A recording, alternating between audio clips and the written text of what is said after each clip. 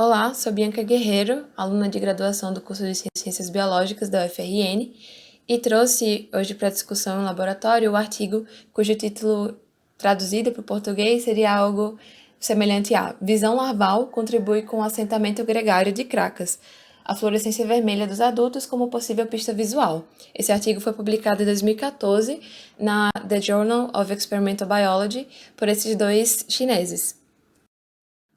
Então, as cracas são crustáceos da superordem torácica, e são esses organismos encrustantes que são superabundantes, além de serem dominantes nessas comunidades intertidais, que são essas zonas entre marés.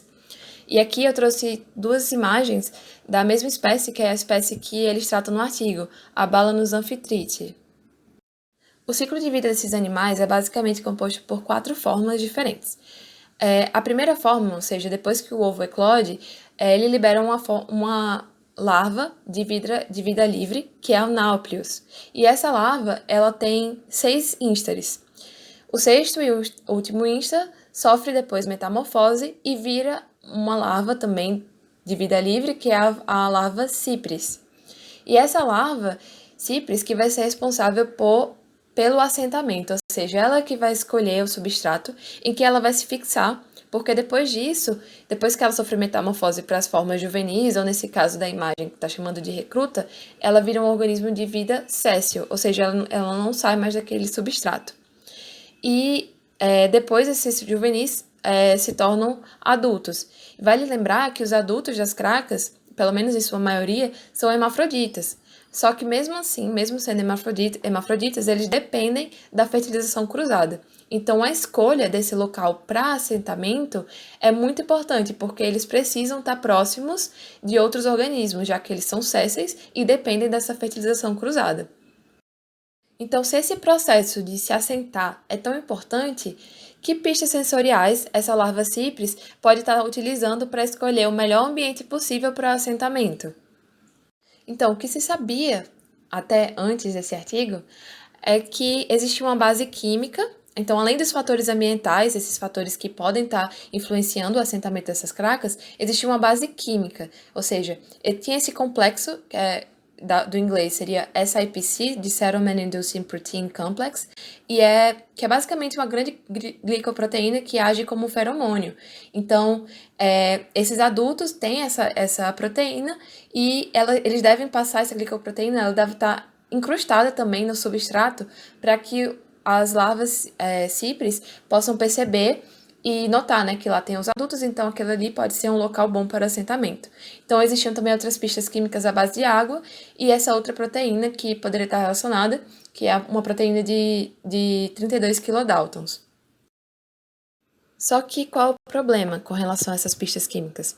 É que elas podem estar funcionando apenas quando essas larvas Cypris já estão próximas aos adultos.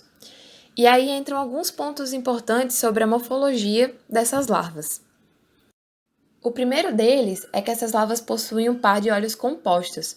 Então, na verdade, desde o último instar de Nauplio, que é o Nauplio 6, e a larva Cypris, possuem esses olhos compostos. Aqui eu trouxe essa imagem da vista lateral de uma larva Cypris, e esse CE está representando os olhos, está apontando, né, para os olhos compostos dos dois lados. E o segundo ponto é que só nessas larvas Cypris que o cérebro e o sistema nervoso são bem desenvolvidos. Então, no Nauplio até possui um cérebro e sistema nervoso, mas assim, não tão bem desenvolvido como a Cypris. E na larva e no estágio já de adulto, esse sistema nervoso e o cérebro são pouquíssimos desenvolvidos. Então, tudo isso indica essa presença de olhos compostos, somente na larva Cypris e no último Nauplio. E um sistema nervoso bem desenvolvido na larva Cypris indica que, provavelmente, nesse estágio, ela deve processar algumas pistas e que provavelmente estariam relacionadas à visão, né, já que tem esses olhos compostos somente nesses estágios, para poder escolher o melhor local para o assentamento. Então, foi levando tudo isso em consideração que os autores eles tiveram como objetivo determinar a função dos olhos compostos na larva Cypris. Será que eles estariam auxiliando aí no processo de escolha do substrato para assentamento? Então, para isso, eles coletaram os adultos de Balanos anfitrite nesse pier em Hong Kong e levaram os adultos para o laboratório. Esses adultos liberaram os náuplios, que foram cultivados e alimentados no laboratório, e em mais ou menos cerca de 4 dias, esses náuplios viravam as larvas cipres, que eram as utilizadas, né, juntamente com os adultos, nos experimentos. Então, a primeira coisa que eles queriam saber eram se as larvas cipres poderiam discriminar visualmente os adultos da mesma espécie. Então, para isso, eles pegaram 3 caixas de policarbonato que permitiam a passagem dos raios ultravioletas e aí colocaram essas caixas em um recipiente circular de PVC que tinha cor cinza. E aí somente uma das 3 caixas, que aqui a gente vê que é a caixa A, continha de 5 a 10 cracas adultas. E essas caixas de policarbonato, elas eram fixadas, né, no PVC e impediam a comunicação química entre os adultos e as larvas cipres, porque não havia troca de água. E aí sempre eles trocavam de recipiente de PVC também para evitar qualquer influência de pistas químicas. Eles também lavavam essas caixas de policarbonato, também para não ter comunicação, né, entre as larvas cipres que estavam nos ensaios anteriores ou então dos próprios juvenis que sedimentaram naquele recipiente. E aí, a cada ensaio, eles colocavam 200 larvas cipres na água do mar filtrada que estava nesse recipiente de PVC.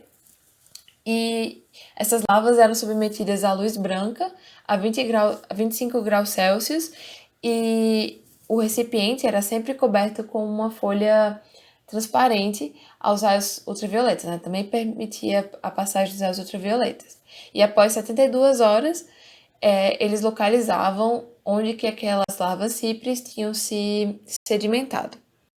E aí, como resultado, eles obtiveram que o número de assentamentos na área A, que era aquela onde tinham os adultos, foi de 4 a 5 vezes maior do que nas outras áreas, B e C.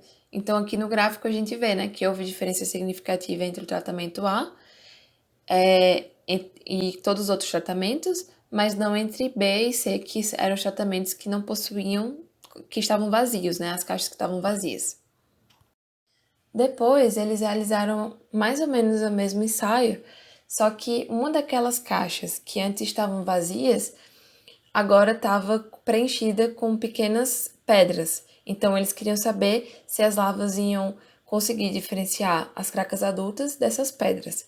E o que eles tiveram como resultado foi que o número de assentamentos perto das cracas adultas foi de 1,8 a 2,3 vezes maior do que nas outras duas áreas. Então, aqui no gráfico, do mesmo jeito, a gente vê no eixo X, né, os tratamentos, e no eixo Y, o número de larvas cipres que se assentaram. E o número de larvas cipres que se assentaram nas regiões em que haviam as cracas adultas foi significativamente maior do que nos outros dois tratamentos. E os tratamentos com as pedras e o tratamento vazio não tiveram diferença significativa. E aí eles também queriam saber se as larvas cipres poderiam discriminar a cor da superfície do local de assentamento. Então, para isso, eles pegaram placas de Petri e cobriram o fundo externo e a parede lateral com 4 papéis de cores diferentes. Primeiro, para testar a questão da cor, eles colocaram, né, papéis de cor vermelho, verde, azul e amarelo. E para testar a questão do brilho, se o brilho teria algum efeito, eles pegaram papéis com tonalidades de cinza diferentes, como mostra nessas duas imagens. E aí, depois disso, 50 larvas cipres eram colocadas em cada placa, com aquela água do mar filtrada, e eram incubadas também sobre a luz branca a 25 graus Celsius. Como resultado, eles obtiveram que o número de larvas cipres sedimentadas na superfície vermelha foi significativamente maior, de 1,8 a 2,5 vezes maior do que nas outras cores. Então, a gente vê aqui no gráfico, onde no eixo X estão as diferentes cores, né? Vermelho, verde, azul e amarelo, e no eixo Y o número de larvas cipres que se sedimentaram. E é justamente na cor vermelha em que há o maior número de assentamentos por essas larvas. E essa foi nessa região que diferiu significativamente de todos os outros 3 tratamentos. O tratamento azul diferiu significativamente do amarelo, mas não houve diferença significativa entre o tratamento verde e os outros 2 tratamentos, o azul e o amarelo. Já na questão das tonalidades de cinza, não houve diferença significativa para nenhuma das cores das tonalidades de cinza, indicando aí que o brilho não estaria envolvido, provavelmente, na escolha do assentamento. Posteriormente, eles observaram, a partir de um microscópio estereofluorescente, com uma excitação de 510 a 550 nanômetros e uma emissão de 590, uma forte fluorescência vermelha nas cracas adultas. E, na verdade, essa fluorescência ela parecia estar até mesmo contida nas placas dessas cracas. E quando eles analisaram os tecidos moles, eles não encontraram essa fluorescência forte. Então, eles prepararam os extratos com a substância fluorescente e submeteram esses extratos a diferentes comprimentos de onda de excitação e de emissão, e mediram a intensidade da fluorescência com a ajuda de um fluorômetro. E aí, nesse gráfico, a gente vê que no eixo X tem os comprimentos de onda de excitação e emissão, e no eixo Y a intensidade de fluorescência relativa. E aí, dá para perceber que nos comprimentos de onda de 530 para excitação e 590 para emissão são os que possuem a maior intensidade de fluorescência. Na verdade, eles produziram 5 diferentes extratos para analisar essa substância fluorescente. E aí, justamente o que esse gráfico mostra no eixo X são os substratos diferentes. Então, por exemplo, o que ele chama aqui de crude foi basicamente o corpo, na verdade uma porção de 25 gramas do corpo da craca, esmagado em 25 ml de solução, e aí eles submeteram isso a uma centrífuga, depois armazenaram sobre nadante e analisaram esse extrato. E aí o crude foi o que teve a maior intensidade de fluorescência relativa, que é o que está sendo mostrado nesse eixo Y. Já o outro extrato foi superaquecido, então ele foi superaquecido a 100 graus Celsius por 10 minutos, e isso acabou fazendo com que a fluorescência desaparecesse completamente. Depois eles pegaram um outro extrato e utilizaram um filtro de membrana de 30 kilodaltons, e isso fez com que a fluorescência reduzisse drasticamente. Também, como eles estavam interessados em examinar, da onde que estava vindo aquela fluorescência, se estava vindo mais das cascas ou dos tecidos moles, eles separaram esses 2 tecidos e prepararam extratos diferentes. E foi justamente nos extratos das cascas que houve a maior intensidade de fluorescência relativa. Então, muito provavelmente, essa substância fluorescente está, em sua maior parte, localizada nas cascas das cracas. Por fim, eles queriam saber se as larvas cipres poderiam ser atraídas pela substância fluorescente vermelha das cracas adultas. E aí, para realizar o ensaio, eles pegaram aquelas mesmas 3 caixas de poliestireno, que permitem a passagem de ultravioleta, e colocaram em uma placa de Petri, dessa vez, que estava coberta com uma folha preta por fora das paredes inferior e lateral. E aí, uma dessas caixas, ela estava com uma solução, com o extrato que eles tinham preparado. E aí, para realizar um ensaio, eles colocavam 50 larvas cipres na placa de Petri, que tinha água do mar filtrada. Os resultados desse último experimento estão resumidos nesses 5 gráficos. Em cada um deles, tem os diferentes extratos utilizados. No eixo X, a gente vai ver os tratamentos diferentes, então o extrato e as 2 outras caixas vazias.